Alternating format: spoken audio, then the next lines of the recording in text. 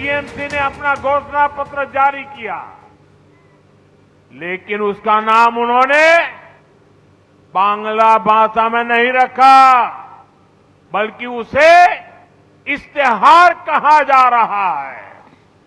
आप सोचिए, ये कैसे बंगाल की पहचान को बदल रहे हैं।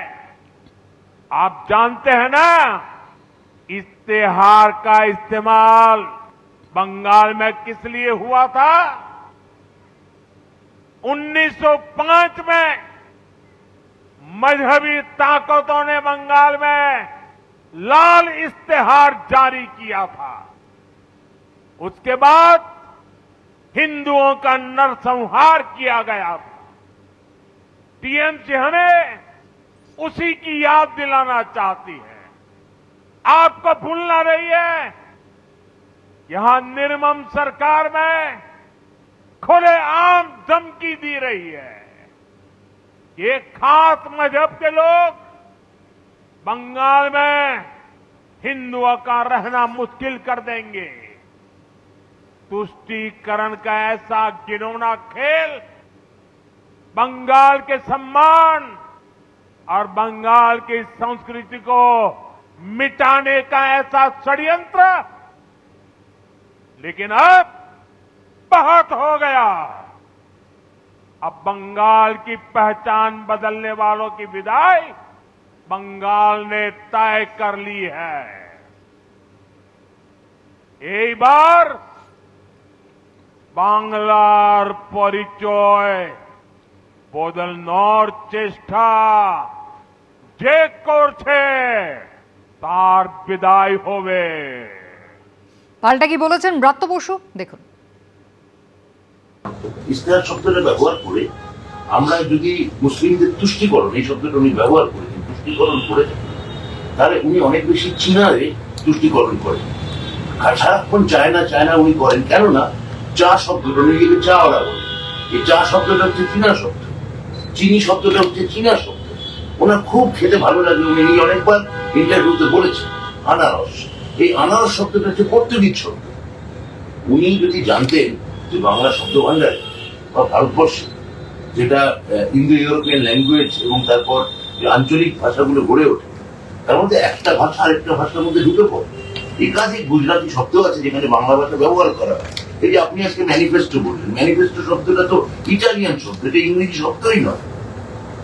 তাহলে একই সঙ্গে বাংলা এবং বাঙালিকে অপমান করছে। ভোটে নির্ঘণ্ট ঘোষণার পর প্রথমবার রাজ্যে এসে ফের পরিবর্তনের ডাক দিয়েছেন প্রধানমন্ত্রী। বললেন এবারে নির্বাচন হবে ভয়হীন, নিরপেক্ষ। তৃণমূল যখন এসআইআর ইস্যুতে বারবার নির্বাচন কমিশনকে নিশানা করে চলেছে, তখন প্রধানমন্ত্রী বললেন কমিশনের ওপর তার সম্পূর্ণ ভরসা রয়েছে। আর অন্যদিকে গতকাল একের পর এক সভা থেকে ইভিএম এর কারচুপির অভিযোগে তীব্র আশঙ্কা প্রকাশ করেছেন মমতা বন্দ্যোপাধ্যায়। इस बार बंगाल में निष्पक्ष चुनाव होगा, इस बार निर्भय चुनाव होगा और इस बार परिवर्तन का चुनाव होगा। ইভিএম মেশিন খারাপ করে দেবে অনেক জায়গায় প্ল্যান করে, সেই ইভিএম মেশিন সারাতে আসলে দেবেন না। ভোটে নির্ঘণ্ট ঘোষণার পর পশ্চিমবঙ্গে প্রথম জনসভা, সেখান থেকে ফের পশ্চিমবঙ্গে পরিবর্তনের ডাক দিলেন প্রধানমন্ত্রী। বললেন এবার নির্বাচন হবে ভয়হীন, নিরপেক্ষ। আর তৃণমূল যখন এসআইআর ইস্যুতে বারবার নির্বাচন কমিশনকে নিশানা করে চলেছে, তখন প্রধানমন্ত্রী বললেন কমিশনের ওপর সম্পূর্ণ ভরসা রয়েছে তার। बंगाल के भविष्य के लिए दीजिए, इस बार वोट अपने अधिकार के लिए दीजिए। बीजेपी उम्मीदवार को वोट देकर परिवर्तन पर मुहर लगाइए। मुझे चुनाव आयोग पर पूरा भरोसा है।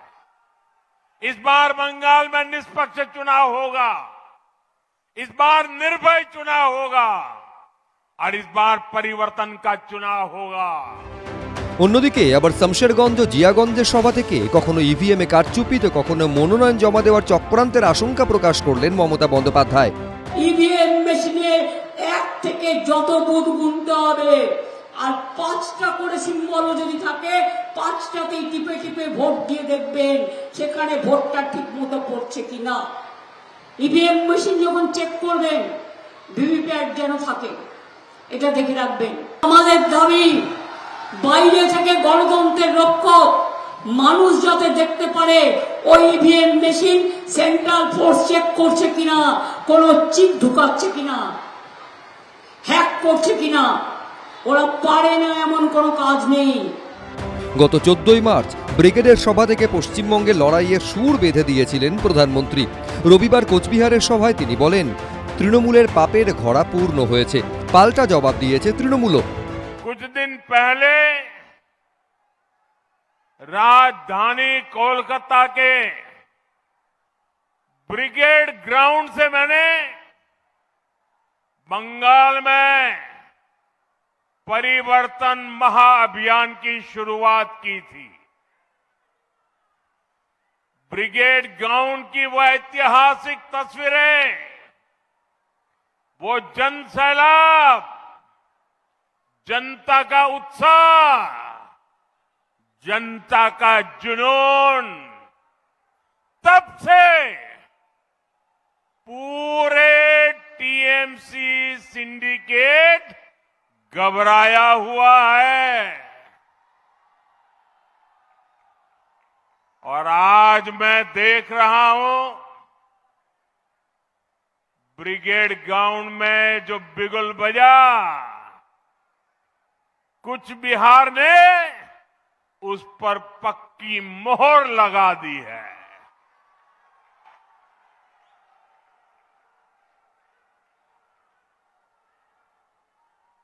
इस माहौल और हुजूम ने ये पक्का कर दिया है,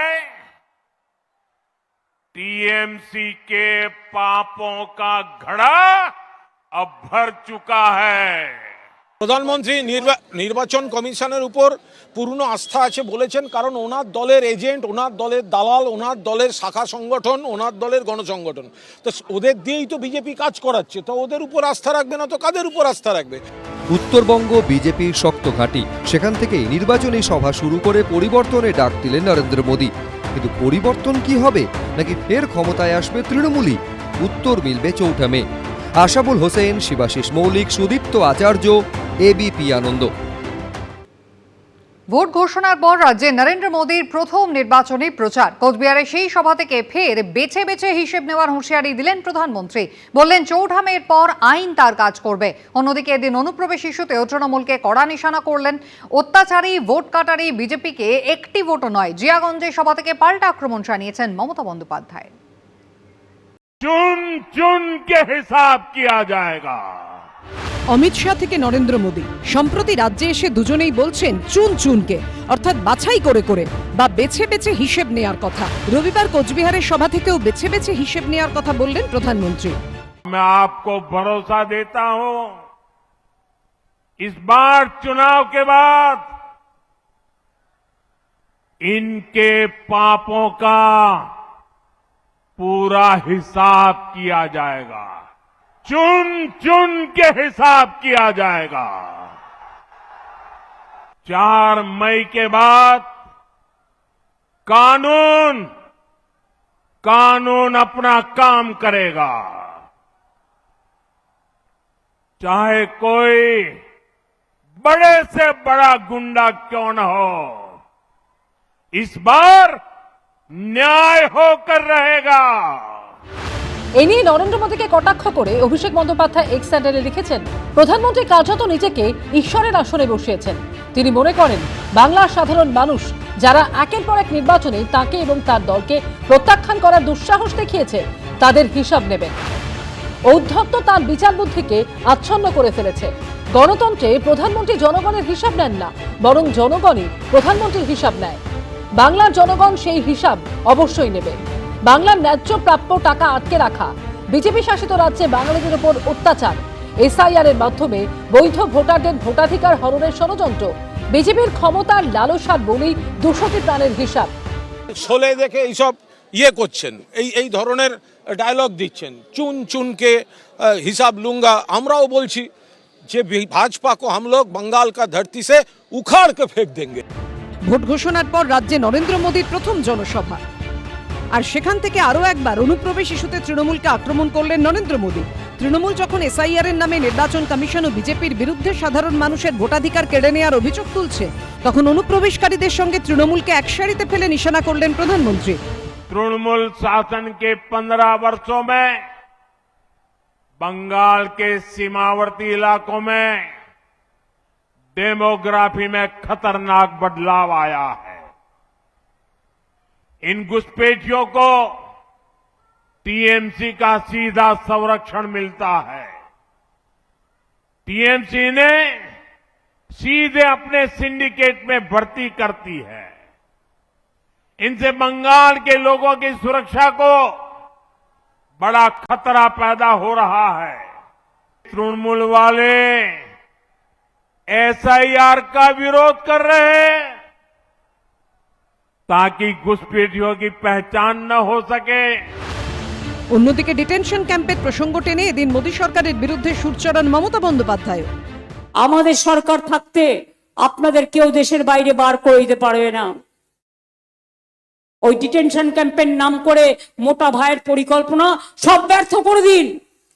রোজ মিথ্যে কথা বলে, রোজ কুৎসা করে। এসআইআর থেকে অনুপ্রবেশ এবার পশ্চিমবঙ্গের বিধানসভা নির্বাচনের অন্যতম ইস্যু। এর পাশাপাশি দুর্নীতি, সিন্ডিকেট, কাটমানি নিয়েও এদিন ফের তৃণমূল ও তাদের সরকারকে নিশানা করেছেন নরেন্দ্র মোদী।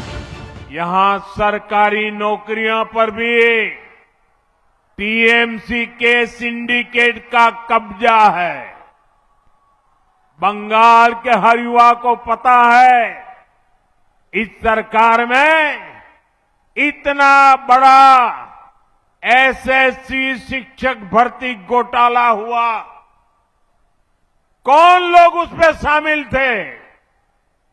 टीएमसी के अपने मंत्री और टीएमसी के अपने विधायक, ऊपर से नीचे तक पूरी टीएमसी सरकार इन घोटालों में शामिल थी। বিজেপি সরকার এখনো রাফায়েল নিয়ে তার ব্যাখ্যা দিতে পারেনি। রাফায়েল নিয়ে ব্যাখ্যা দিতে পারেনি। গুজরাটে কেন পরপর সেতু ভেঙে যায়? সেতু ভেঙে পড়ে কেন গুজরাটে? গুজরাটের 100 দিনের কাজে গুজরাটের মন্ত্রীর ছেলে অ্যারেস্ট হলো কেন? নরেন্দ্র মোদী জবাবগুলো দিন। সব মিলিয়ে ভোটের আগে বিভিন্ন ইস্যুতে সরগরম বাকযুদ্ধ। শিবাশিস মৌলিক, শুভেন্দু ভট্টাচার্য, সুদীপ্ত আচার্যর রিপোর্ট, এবিপি আনন্দ। এবিপি আনন্দ, এগিয়ে থাকে, এগিয়ে রাখে।